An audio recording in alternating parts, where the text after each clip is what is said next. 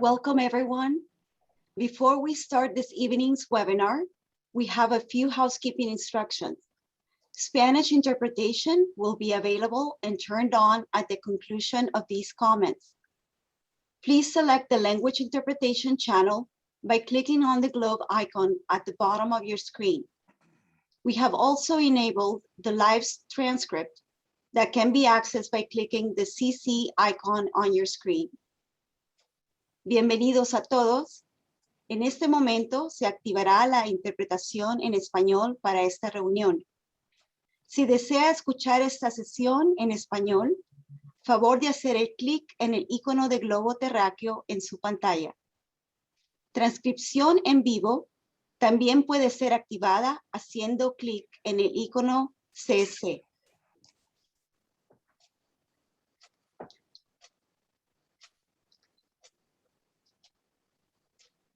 Okay, with that, it is my pleasure to get us started this evening by thanking you for joining us for this important conversation.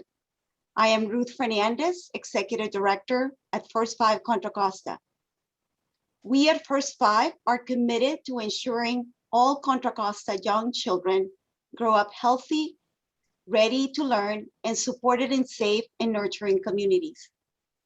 With this vision in mind, we work collaboratively with community service providers, partner agencies, local government, families, and residents to foster collective responsibility for children's needs and issues.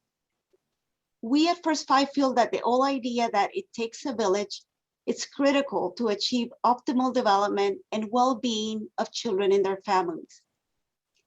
Some of you may be partners of First 5 Contra Costa or might know about us from our First 5 centers. Our centers are places for families to connect with one another, link to community resources, and also grow together about their knowledge of early childhood. If you are learning about us for the first time, be sure to check out our website, first5coco.org. We are sharing the website link in the chat box for your information. I invite you to check your closest First 5 center if you have never been to one. The centers are all there for you and the families. Now moving on to why we are here tonight. We are here to learn more about keeping young children safe during COVID-19. It's been a challenging, uncertain, and scary time for all of us. But you are not alone. We are here to help you through it. We are proud to have two First 5 Contra Costa commissioners as our guests this evening. They will help us and guide us through the conversation. I will now turn it over to John Jones, CocoKids Executive Director, and our esteemed MC this evening. All right, thank you, Ruth. It's a pleasure to be here tonight. I want to welcome everybody to my house. I'm at home broadcasting to you, and as Ruth said, we've gone through a pretty scary time, and we're still in the middle of that scary time, but things are looking a little bit more optimistic. And I think it's more important than ever that we make decisions based on facts and what we know. And if you were like me during the pandemic, you heard a lot from our governor, you heard a lot from officials, especially the head health officer of the state, and they would always refer back to the county health official. So lucky for us, that's who we have here tonight for you, is the person in the county who has guided us through the pandemic. And he's a real person, and he's here tonight. And I also have the pleasure of serving with him on the commission for First 5. So I want to introduce Dr. Chris Farnatano. He is a graduate of Duke Medical School and is a board-certified family physician and HIV specialist. He completed his family medicine residency at Marathon Memorial Hospital, which is now Contra Costa Regional Medical Center, in 1994, and has been on the medical staff of the Contra Costa Health Services ever since. His career has included extensive experience in hospital care, obstetrics, emergency medicine, and outpatient care. In 1997, he helped start and staff the first HIV medicine clinic in the Pittsburgh Health Center. He has held several leadership roles with Contra Costa Health Services, including Assistant Residency Program Director, Family Medicine Department Chair, Ambulatory Care Medical Director, and Director of Process Redesign and Systems Integration. Since 2018, Dr. Farnitano has served as the County Health Officer for Contra Costa County, while maintaining a family medicine and HIV medicine practice at the Pittsburgh and Brentwood Health Centers. So I want to get things started by bringing in Dr. Farnitano to talk a little bit about it. And I'm going to ask you a very simple question, just so as impressive as your resume is, just so we all know that you're just like us. So before you get started, tell us, what was your favorite toy as a child? Thank you, John. The favorite toy I look back on was my Tonka truck, which was really this indestructible toy that I got many hours of pleasure out of. And I think as I got older, I even tried to turn it into a skateboard, but that was my favorite toy. Okay, so Dr. Chris, young Dr. Chris, wasn't running around with his own medical kit at a very young age. He actually wanted to go into industrial work. Correct? Yep. Construction, Correct. That was your thing. Okay, so let's build upon that. Speaking of construction, you're going to give us a presentation with some information, and then we're going to roll over into some questions, and then we have some live questions, and we have some questions we received earlier. So I'll give you the floor, Dr. Farnitano, and you can lead us through some facts. Thank you, John. What I want to go over today and spend, about 20 minutes or so, and then we'll have time for questions, is really, talking about vaccines and the history of vaccines for children, and really focusing on the COVID vaccines, and especially what's the benefits for children and young adults, and what do we know about the risks and the safety of these vaccines, and what can we look forward to as far as potential approvals for the vaccines for kids under 12. I'll then talk some about childcare and schools, what childcare facilities and schools are doing to keep our kids safe, about what all the tools we can all use in our homes and in our communities, masks and other things, to really reduce our risk of getting COVID. Go into the different rules about quarantine, and they're a little bit complex. So I want to try to break those out so people can understand, if someone gets exposed to COVID, how long do they have to quarantine, and what are the rules they have to follow. I'll briefly touch on boosters and extra doses, because that's really a new issue around the vaccines, and then we can have time for questions and answers. If we can go to the next slide. So we really are just starting to come out of this summer Delta wave of the COVID pandemic. We all really were excited. We had our hopes up in June with the lifting of the state blueprint and lifting of mask restrictions, and our numbers were really low as they were in across California. And then the Delta strain of the virus hit, and our cases went up and our hospitalizations went up. And this graph on the left there shows you the hospital rates for people who are unvaccinated, which is the green line, and then the people who've been fully vaccinated, which is the blue line. So you can see from that almost everyone who's been in the hospital this summer has been people who have not been fully vaccinated and had either no vaccine or hadn't completed their vaccine series. So these vaccines are really, really effective in keeping people out of the hospital, but because we still have a significant part of our population who's unvaccinated, our hospitals filled up. We had more people in the hospital with COVID this summer than last summer. In fact, we were getting close to our record numbers last winter when we had about 300 people in the hospital. We actually got to about 230 people in the hospital this summer.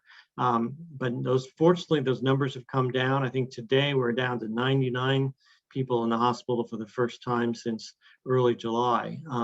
And our vaccination rates have been increasing, and we're well ahead of most of the country in our vaccination rates, but we still have about 15% of the population who's 12 and older who's eligible for a vaccine who has yet to get their first dose.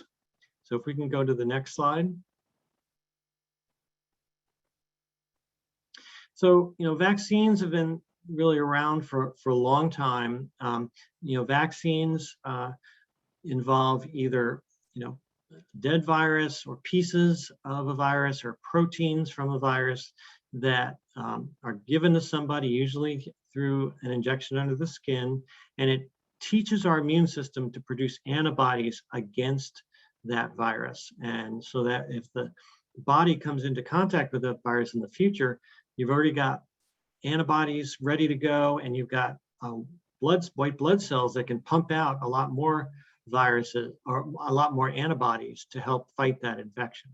And we've been vaccinating school children, for centuries. In 1850, Massachusetts was the first state to require school children to get vaccinated against smallpox.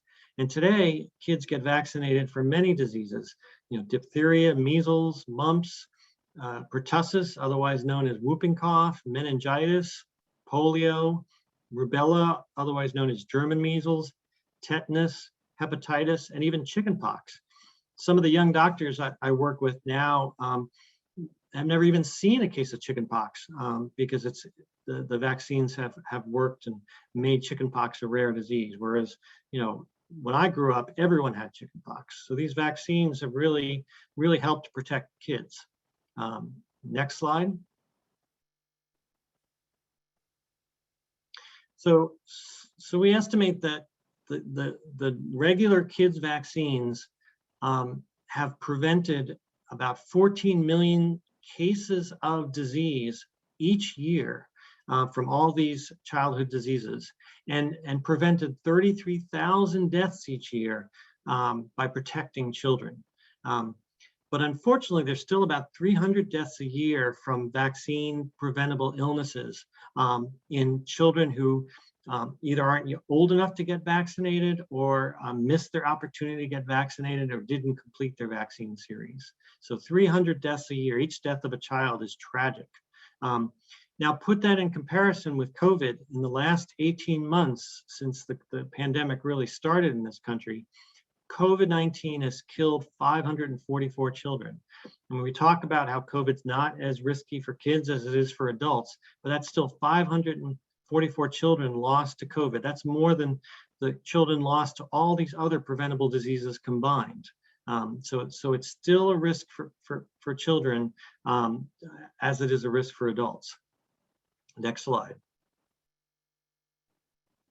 Now, our first 5 organization surveyed parents this spring from March to May, surveyed over 500 families to learn about how they were dealing with the pandemic, what their needs are, concerns, and their plans and concerns about the COVID vaccines. Next slide. And what this survey found is that at that time, which was before vaccines were approved for kids under 16, most parents were planning on getting the COVID vaccine or had already gotten at least 1 dose of the vaccine. But for those parents who had not yet gotten vaccinated, and that was about 20% of parents at that point had not gotten vaccinated, vaccine safety was one of the biggest concerns. Not trusting that the vaccine is safe or feeling like they needed more information about the vaccine, the risks and the benefits of the vaccines. Next slide. Now, since that time, again, that survey was done in March through May. And since that time, a lot more parents have chosen to get vaccinated to protect themselves and their families. And in fact, in all age groups, vaccination rates have been climbing. And with one exception, every age group, more than 80% of our residents have been vaccinated among the eligible groups. That one exception is people in their 20s, where the vaccination rate is a little bit below 80%. And there's a lot of young parents, obviously, who fall into that age group. So that is an age group who still has the biggest gap and has the biggest number of individuals that are not protected from the vaccine. Next slide. So I want to really go into a lot of detail about what the facts are, what we know about the vaccine safety, and how the risks of these vaccines compare to the risks of COVID. Now, we know that these COVID vaccines were studied, they were first studied in adults. A lot of those trials started in the summer of 2020, and they were studied for several months before they were approved by the FDA last December for adults. But they were also studied in teenagers, in the younger teenagers aged 12 to 15 with the Pfizer vaccine. And there were thousands of teens that were enrolled in those trials, in addition to the tens of thousands of adults in those trials. And the FDA required over 3 months of safety data to be submitted before even granting an emergency approval for any of these vaccines. So Pfizer did submit that approval in April, and in May got approval for the teenagers aged 12 to 15. And they had previously, last December got approved for people aged 16 and above. And then we also have the other two vaccines which are approved for adults 18 and older, Moderna and Johnson & Johnson. Next slide. So in addition to all that data from all those thousands and tens of thousands of people who were engaged in those clinical trials that the companies are continuing to follow month after month to make sure there's no long-term side effects or long-term complications of these vaccines. In addition to that, we now have so much more real-world safety experience. Just in this country alone, not even counting, the rest of the world where these vaccines are also being given. We have hundreds of millions of US adults who have been vaccinated, and we now have millions of teenagers in that 12 to 15-year-old age group since May of this year who have been vaccinated. So we're following those, and we're looking for any rare side effects or anything that we didn't pick up in the clinical trials. So next slide. So there are common side effects of these vaccines, and some people get very little or no side effects. Some people get a sore arm. They may feel a little tired. They may feel even a little bit of a low-grade fever or some chills. And these side effects for the two-dose vaccines, Pfizer, Moderna, they are more common after the second dose. And these side effects are not a sign that you have COVID. The vaccines can't give you COVID, but they are a sign that your immune system is building protection. It's making those antibodies to help protect you from a future COVID infection. Next slide. Now, those side effects usually go away in a day or two. There are some more serious, but fortunately extremely rare side effects from these vaccines. And these were identified either during the clinical trials or very quickly thereafter once they started getting approved and used in a larger population. For the Pfizer and Moderna vaccines, there have been some rare reports of inflammation of the heart, and the most common age group that this was found in is in young males, so much less common in women and much less common in older men.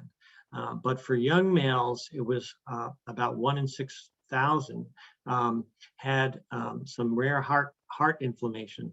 Now, that sounds scary. We always are worried when it's talking about your heart, but fortunately, all of these cases have been very mild and self-resolving, symptoms going away over days to weeks, and there have not been any long-term side effects found from these reactions to the vaccine.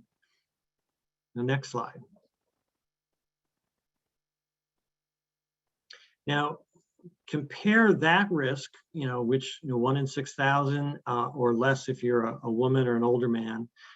Compare that with the chance of developing heart problems or severe illness from an actual COVID infection, which is much, much higher than the vaccine. For example, 20 to 30% of patients who wind up in the hospital with a COVID infection develop some kind of heart problems, from heart inflammation to blood clots in the heart to heart attacks. And even young men and teenage boys who wind up with COVID infection, they are at risk for being in the hospital from severe COVID. And that risk is about 1 in 100 to 1 in 200. And a quarter of those kids, 1 out of every 4 teenage boy or man in their 20s who wind up in the hospital with COVID, 1 out of 4 are sick enough that they need to be in the ICU, potentially on a ventilator or a breathing machine. And sadly enough, 1 out of 150 young adults who wind up in the hospital actually succumb to their COVID infection and die. So these deaths are tragic because they are all preventable with vaccination. Next slide. Now, there's another very rare side effect that's only been connected with the Johnson & Johnson vaccine, which is that people refer to as the one and done vaccine because it only needs 1 dose. And that this was realized very soon after the vaccine was approved, and there were reports of very rare blood clots within a week or 2 of getting the vaccine. And it was more common in women under age 50, but even then it was only 1 case out of 2 million. If you put everyone all together, men and women, the risk is only 1 case out of 7 million doses overall. Now, when these cases first happened, some doctors treated this with a certain blood thinner called heparin, which actually made the condition worse. And unfortunately, there were 2 or 3 deaths from blood clots in those cases when that heparin was used. So this is when the FDA paused. And if you can remember, we had that pause in April where we stopped giving that vaccine and studied the problem and educated doctors on how to correctly treat these blood clots and not give that blood thinner and use different blood thinners. And since that pause and we've resumed giving that vaccine, there's not been anyone else who's died from a blood clot because we now know how to treat them. So next slide. So now compare that 1 in 2 million or 1 in 7 million risk of a blood clot from the Johnson & Johnson vaccine with the risk of blood clots from COVID infections. So blood clots with severe COVID infection are very common. In fact, 20% or so of COVID patients who wind up in the ICU because of severe COVID develop blood clots. So it's much more common with COVID infection than it is with vaccine. And again, no one has died from any of these vaccines since that pause of the Johnson & Johnson vaccine has ended. But tragically, we've lost over 700,000 Americans from this vaccine, from this virus, from COVID-19 since the pandemic started. And we're still losing close to 1,000 Americans every day. And again, most of these deaths are completely preventable with the vaccine. Next slide. Now, which vaccine should you get? They're all really effective. There's different studies that give different estimates how effective they are. They all lower the risk of hospitalization and severe COVID by 75 to 90%. And they all, most importantly, lower the risk of dying if you get COVID by over 95%. The Pfizer and Moderna are 2 doses. The Johnson & Johnson is 1 dose. And the Pfizer is the only one that's available at this point for 12 to 17-year-olds. The other companies are planning to seek approval for those younger age groups, but Pfizer is the only one available now for teenagers. Next slide. So when will vaccines for younger children be available? So there is this process. We always study a new drug or a new vaccine in adults. And then once we're confident it's very safe in adults, we study it in older kids, and then we study it in younger kids as each step of the way we're confident in the safety. So Pfizer just today submitted their data to the FDA on their trials in children age 5 to 11. They studied over 2,000 children who took part in this trial. They're using a smaller dose, which is common with children's vaccines, to use a smaller dose because of children's smaller body size. And children have really strong immune systems, so they often get a really good response to a smaller dose. So it's about a third of the adult dose, but it's otherwise the same vaccine.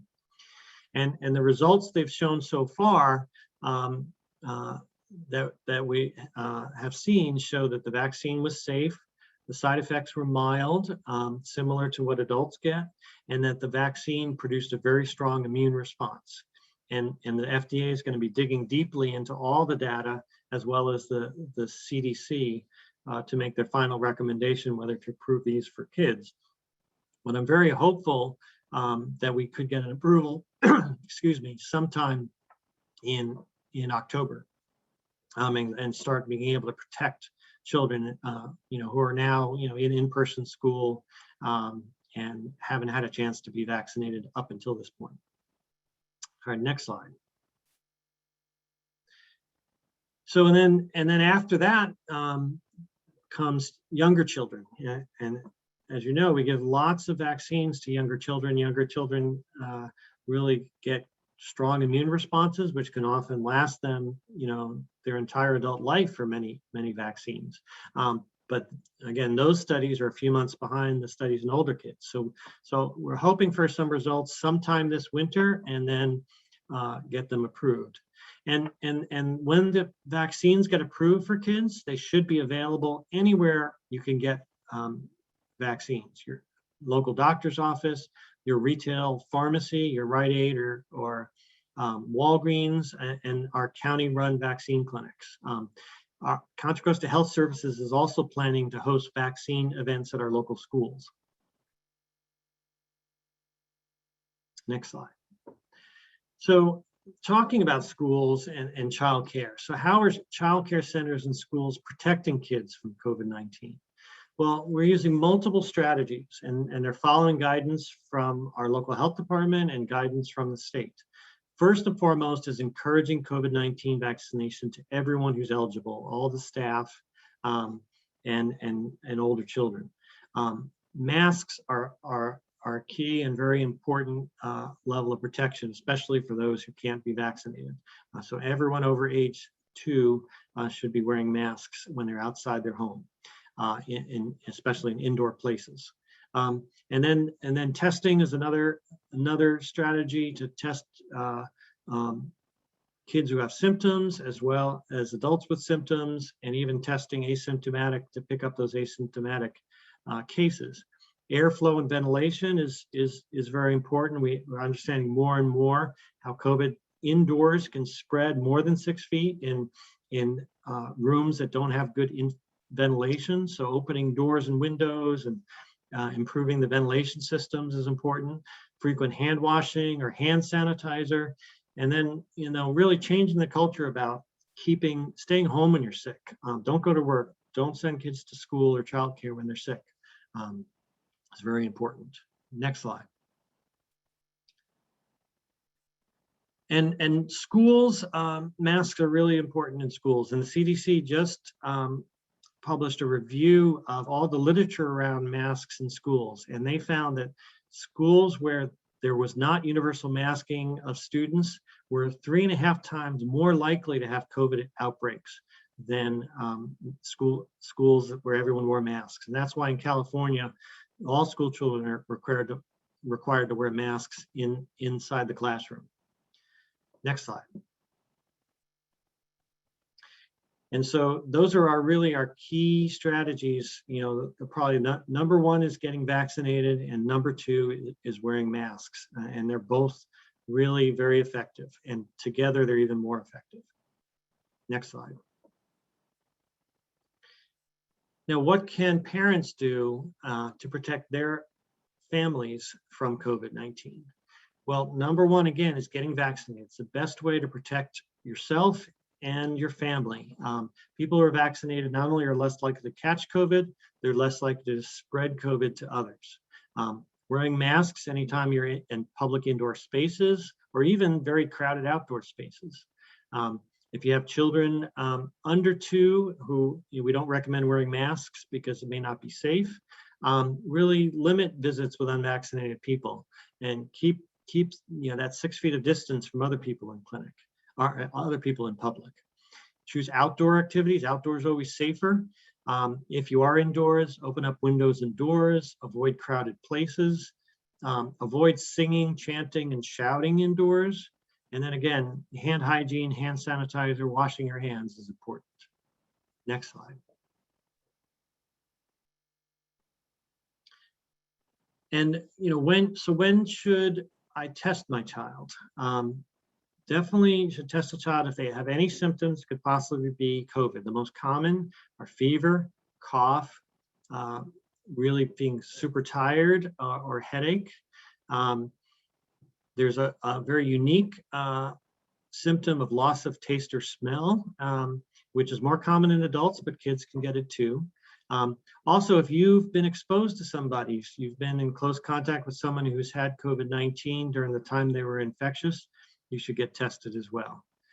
And if someone is sick and they may have COVID or they tested positive for COVID, keep them home from school, keep them home from childcare for 10 days or until they're feeling better and they no longer have a fever for at least 24 hours. And again, get tested if you're concerned the symptoms might be COVID. Let other people know that they may have been exposed to COVID.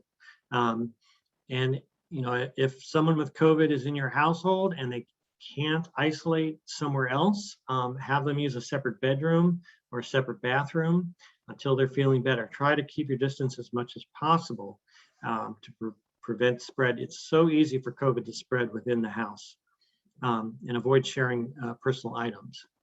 Next slide. And we really talk about this sort of Swiss cheese approach to protection. No strategy is 100% foolproof. Not even the vaccines prevent 100% of infections. Masks don't prevent 100% of infections. But when we layer these things together, physical distancing, hand hygiene, masks, ventilation, vaccines, we can really protect ourselves from almost all, if not all, COVID infections. Next slide. Now, I want to go into quarantine because there's some new rules around quarantine, which are based on what we have learned about the Delta variant and, where we can make it easier to do quarantine, but still do it safely and limit especially with school children, limit the time that they have to stay away from school. Now, our standard quarantine is when you've been exposed to somebody with COVID. We usually define that as being within 6 feet of someone else with COVID for at least 15 minutes. Now, our standard quarantine is you have to stay home for 10 days since the last time you were in contact with that person. But the quarantine can end after 7 days if you get a test on day 5 or later and that test comes back negative. Because we found with the Delta variant, people test positive sooner. And if they haven't tested positive by day 5, they remain symptom-free by day 7. They're unlikely to develop COVID after that. And next slide. And then specifically for children in schools, and these rules were really developed based on all the research that had been done about the school environment and how we can really maximize kids staying in school. So if there is a child who has been exposed at school, somewhere on the school campus, and they've been exposed to someone with COVID who was wearing a mask, and that child was wearing a mask, so we call a mask-on-mask exposure, they can continue to go to class. They can continue to stay in the classroom while they quarantine from every other activity. Don't go out into the community, don't do sports or after school activities, but they can still come to class if they are remaining without symptoms and they are testing twice a week and those tests are negative. So it's a way to really keep kids in school, even if they've been exposed in this low risk exposure.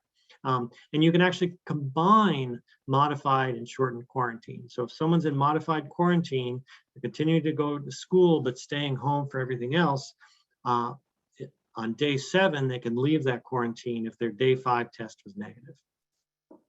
Next slide.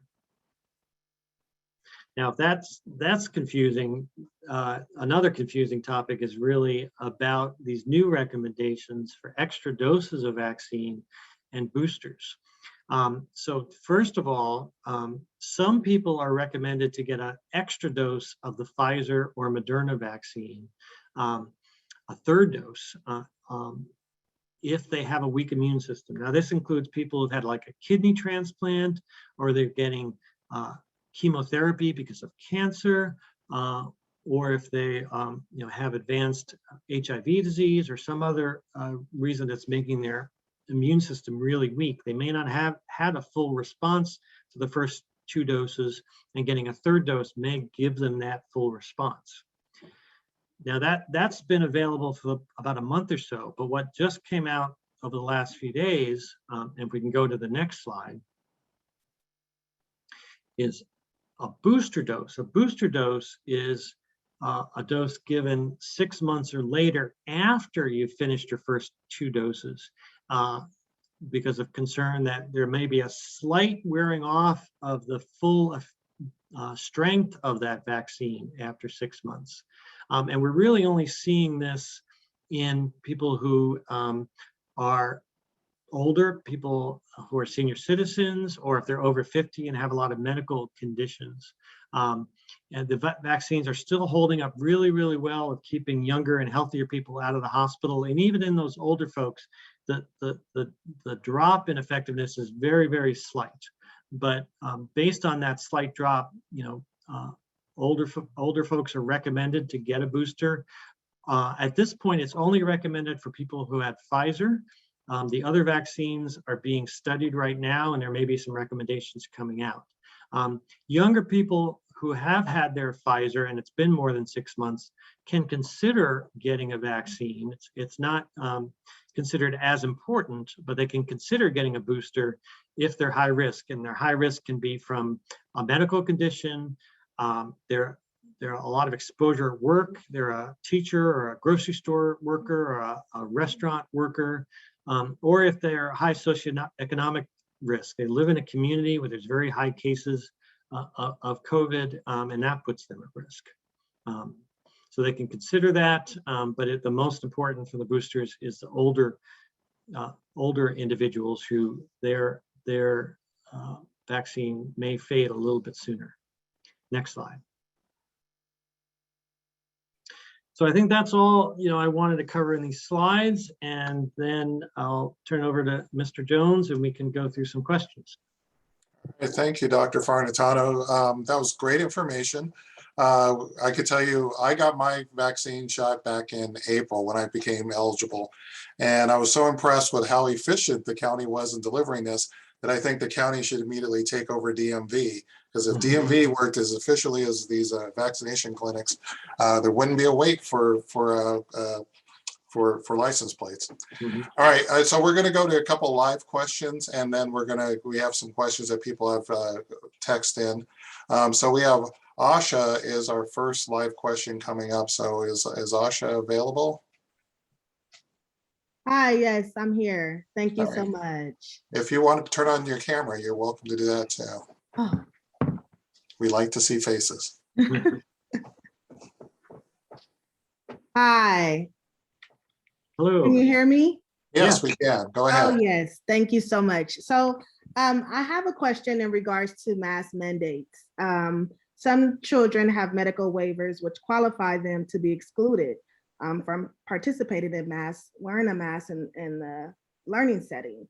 And so my question is, because I am a mother of a child that has special needs, in reflection to mask mandates, how can the parents of young children who have special needs support and protect our children's safety from COVID-19 and learning settings where some children may have these medical waivers available to them? Yeah, that's a great question, and it is a concern because there are some children who, aren't able to wear masks, and that means that they are at higher risk themselves from catching COVID, and they are at higher risk for spreading COVID to others. So masks protect me, and my mask also protects others around me.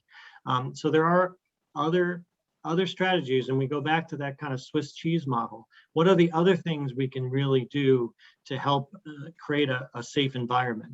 First and foremost, are the adults in that family all vaccinated? Is the staff in the facility all vaccinated? Can we create a ring of protection around those children? Can we do things like the ventilation? Is there upgraded air filters in that childcare center?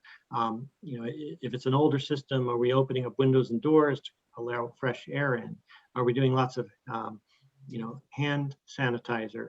Are we taking activities outdoors when the weather's nice and allows that to minimize times spent in crowded indoor settings? So masks is only one tool, and we can try to maximize those other tools to try to keep us safe. Great. Thank you for the question, Alsha. All right. One question has come up is, does everyone in the house need to quarantine if one member of the family is exposed to COVID? So such as at school or in childcare. So does this affect the entire household? Yeah, no, that's a good question. So what we're really talking is about someone who's a close contact of someone who's a close contact, and of someone who actually has COVID, and they do not need to quarantine. So for example, if you have a son or daughter who at school got exposed to someone with COVID, the rest of the family does not need to quarantine as long as your son or daughter remains asymptomatic, and if they test negative for COVID. Okay, that's great. Thanks you for answering that. We get a lot of calls at CocoKids where people are concerned that they have to take off from work because of their child just being in a room with another child in school. Mm-hmm. So that's helpful. We have next up, actually, we don't have that person up. The next question is about FDA approval. So we did hear earlier, and I think earlier this month, that the Pfizer vaccine received FDA approval. But we started receiving vaccines much earlier in the year. So what does FDA approval mean, and how is that different from an emergency authorization? Yeah, so the vaccines, first it was the Pfizer vaccine and the Moderna vaccines last December, and then it was followed by the Johnson & Johnson vaccine, which I think was in February, I believe. They were granted what the FDA calls emergency use authorization. In recognition that we are in this once in a century pandemic that is taking so many lives, the FDA set up rules for emergency approval. Instead of the standard 6 months worth of safety data and effectiveness data that usually they require for a new vaccine, they granted emergency approval after 3 months, requiring the companies to continue to do the trials and continue to collect the data, and then submit the data again after they've had 6 months. And so that's what's happened with all 3 vaccines. They all got granted that emergency use authorization because we couldn't wait 6 months. People were dying. We couldn't wait 6 months, and that 3-month data was very convincing on its safety. But now the Pfizer has collected that 6-month data. They've submitted it to the FDA, and then the FDA granted full approval for 16 years old and older. And the other companies are submitting their data, their 6-month data as well, and hoping to get full approval as well. Do you think that that's what kind of confused the public and caused the hesitation? So I think we're so used to having a full approval before having access to a vaccine or even a pharmaceutical drug that it just happened so quickly. That's what caught a lot of people off guard. Yeah, no, and I understand that concern that a lot of people said, well, it happened so quickly. Was the vaccine rushed? Is it really safe? And one of the things that really happened, and that if folks can remember that Operation Warp Speed that the federal government did, is they really basically traded money for time. They paid a lot of money to these companies to speed up the process, but not cut corners on safety. So generally, a vaccine manufacturer will study the vaccine in a small number people, if it looks promising, they'll then go and study in a larger number of people, then study an even larger number. Then when it looks like they've got good data, then they will actually start building the factories to build the vaccine. And each of those steps takes several months. You put them all together, and that could be several years. What the government said is we're going to buy this vaccine from you. And they made contracts with multiple vaccine providers and said, we're going to buy this. We don't know if it's going to work or not, but we're going to guarantee payment. So you can start building your factories now while you're doing the studies, so that by the time you get those studies approved, you've already produced millions of vaccines and we can start getting them into the arms of people. So they created money for time. All right, thank you. Next up, we have Amira. Amira has a live question. Amira, are you out there? Yes, can you hear me? Yeah. And yes, I can. Don't be shy. You can turn on your camera if you want to join us. Hi. So as our children have been back in school for over a month now, how can the schools take necessary precautions to keep our children safe, since there's no social distancing and the masks are off during like snack time or recess, or they're not really closely monitored? Yeah, it's a good question. And, and campuses are a really complex environment. There's, some of the schools have a lot of students, and, students are so hungry to be together since they've been in, Zoom school for a whole year. But we've really been working really closely with our schools to try to add those layers of safety. Most schools have really reviewed and upgraded their ventilation systems. They've added better filters that can filter out virus particles. They've increased the volume of airflow. The schools that have older systems have opened up doors and windows. The masks are really, really very effective when they're worn indoors. Outdoors, the fresh air really reduces the risk of spread even without masks.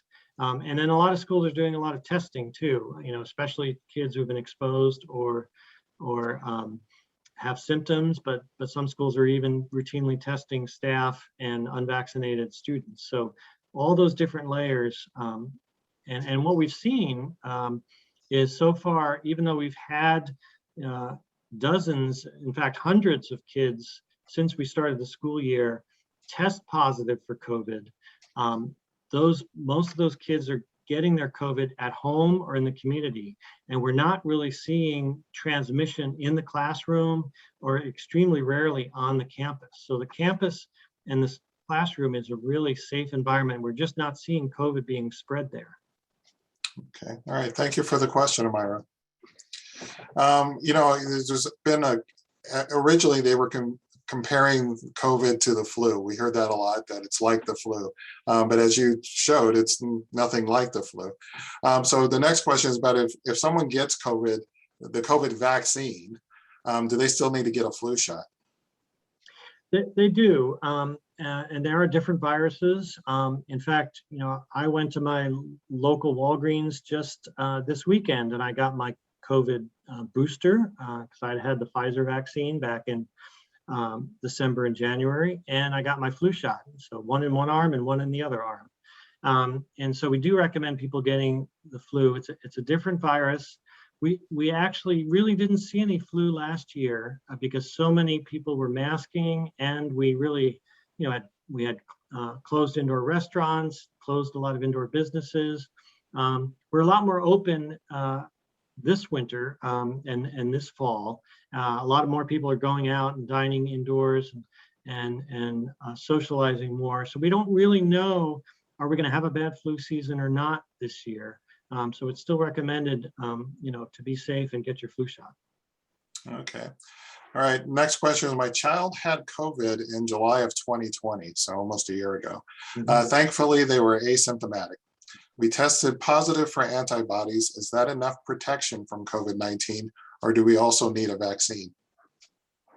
We really don't have clear scientific consensus on how much infection protects you from COVID and how long that protection lasts, and really how much stock to put in these antibody tests. They're not very well standardized, and there's no clear level at which an antibody level provides as good of a protection as the vaccine.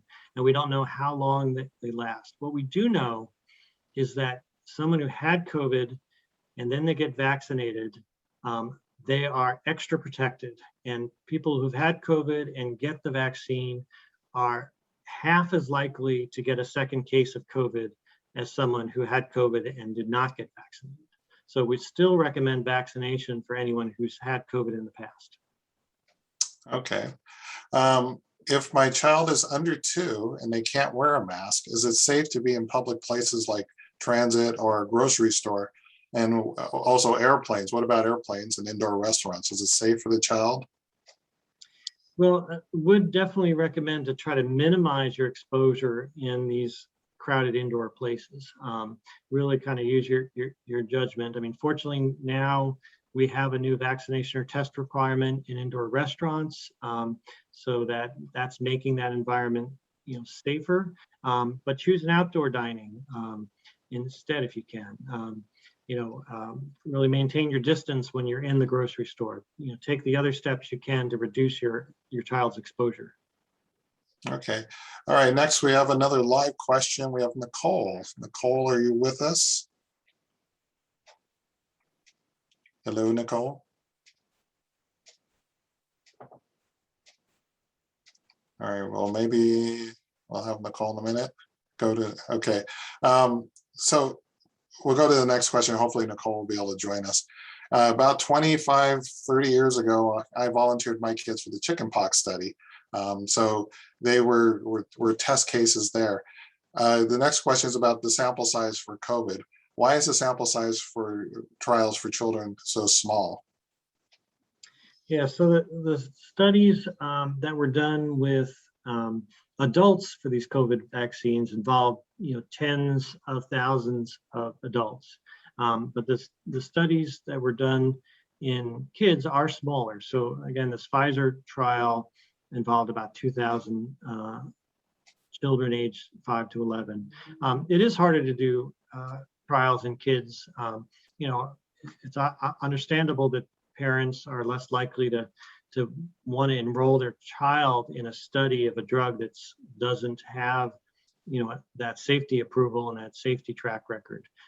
So often when we are studying vaccines or other drugs in children, we do use smaller numbers of trial participants. But we are, also kind of leaning on all that experience we are having in not only in the trials, but in the real world experience with adults and older kids. And that's why we're really doing it step by step. Since kids 12 to 15 seem to be doing really well, it's less likely we're going to encounter an unexpected side effect in kids 5 to 11. And once we have a lot of experience with 5 to 11-year-olds, we'll have a little more confidence in the younger kids. So it all kind of builds on itself. Okay, all right. I think we have Nicole now. Is Nicole there? I'm her husband. Okay. You could be Mr. Nicole. Go ahead. Yeah, it's all good. So I guess my question was, my wife and I, we got the Johnson & Johnson vaccine, and I wasn't sure if anytime soon we can go get a booster shot or how that actually works. Yeah, and it's understandably a little frustrating for people who had the Johnson & Johnson vaccine because there hasn't been any recommendations yet about boosters. Same is true for the Moderna vaccine as well. But the companies have said that they are studying that, they're collecting the data, they're doing the studies on boosters, and they are getting ready. I think even Johnson & Johnson has already submitted some data to the FDA about the benefit of boosters. And so I expect some kind of recommendation from the FDA coming out sometime in the next few weeks. And can we expect a similar type of rollout in the county? Like last time we went to, the water park or whatever, and they hooked us up. So are we expecting something similar? We're in a different situation we are now than we were in the spring. Right now, there's plenty of vaccine of all flavors available. And there's a lot more providers giving vaccines. So we've got all our retail pharmacies, we've got, our Kaiser, we've got our large health systems, we've got a lot of private doctors' offices, and we have our county vaccine clinics. And really, you can go anywhere. I got my booster this weekend. I made an appointment at my local Walgreens, and they had plenty of appointments available. So we don't think it'll be difficult when boosters are available and recommended for you. You'll be very easy to go find a place to get your vaccine. Last question, sorry. Is it okay to mix vaccines? There are some small mixing studies, and those seem to be reassuring and encouraging. But unfortunately, most of the data that the drug companies are submitting are on boosters of their own vaccine. So I'm not sure we're going to see any clear recommendations from the FDA on mixing vaccines. I think it's mostly going to be stick with the vaccine you've already had. Although the small studies I have seen, seem to show that mixing works as well. Great, thank you. Thank you, Mr. Nicole. All right. We've been told to get tested whenever possible, or if we suspect we've been exposed, and now home tests are coming out. So how reliable are those home COVID tests? And if they're reliable, are some brands better than others? They are pretty reliable, especially when you have symptoms. So these home tests are called antigen tests. Some of them give you results in 15 minutes. You used to be able to just buy them off the local drugstore shelves, although they've been kind of in short supply now. But if you have symptoms, they're very accurate. A negative test is really, you can count on that it's very unlikely you have COVID, and a positive test, you can, pretty much count on that. That's a real result that you really do have COVID. They're less sensitive in picking up asymptomatic infection. So in someone who doesn't have symptoms might be in the early days before their symptoms develop, or it sometimes can read negative when somebody actually does have COVID. So they're not as sensitive as those tests done in the labs. But I've used them myself, when I had a cold, wanted to make sure it wasn't COVID. So they're pretty good tests. And there's different brands. The one that was most available was the Binax Now, but now that's in short supply, and there are some other ones. But I can't speak to each and every test, but I know that Binax Now, I've read the test performance characteristics, and it's a very good test. Okay, great. So now as we wrap up, you and I have talked, and we've been in meetings where everybody kind of shared about how stressful the last year and a half has been, and how it's really challenged our mental health.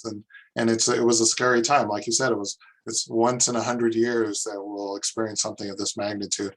So what can you say to the group that gives in a more optimistic way, or should we just kind of plan on hunkering down? What can you say to kind of lift our spirits here?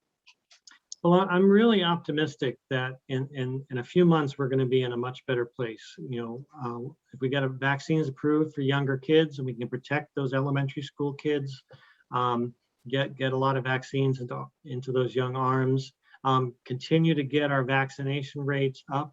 A lot of experts really predict that with this Delta virus being more contagious, we need to get our whole community somewhere between 80 and 90% fully vaccinated.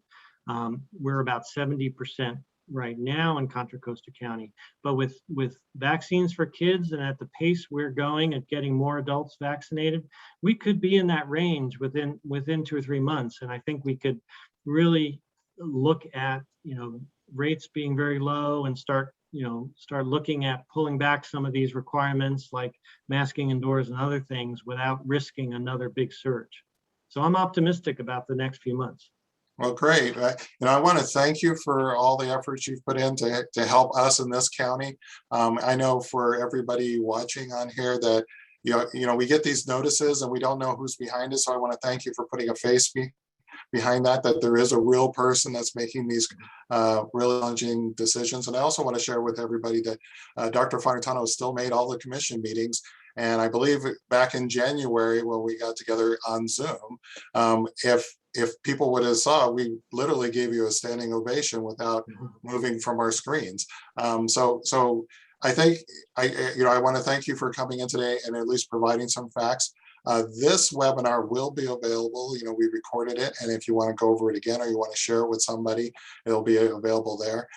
There's a link for feedback. So anything we didn't cover or you have more questions, we do have access to Dr. Farnitano, and we can get answers to those questions and post them on the website.